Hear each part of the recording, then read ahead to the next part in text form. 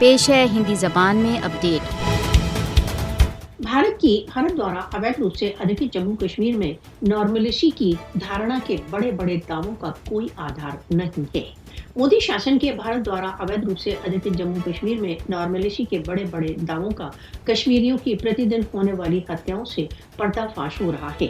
भारतीय अधिकारियों का घाटी में नॉर्मलिसी का मंत्र गत 3 दिनों में 11 युवकों की हत्याओं से प्रत्यक्ष रूप से आकर उनके मुंह पर पड़ता है। ऐसी स्थिति में जब प्रतिदिन भारतीय सशस्त्र बल कश्मीरियों की हत्या कर रहे हैं, क्या इसको नॉर्मलिसी कहा जा सकता है?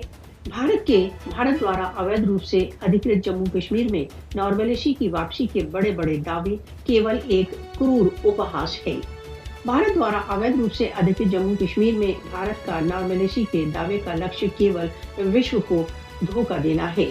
भारत निरंतर अपने नॉर्मलिसी के तथाकथित दावे का प्रयत्न कर रहा है।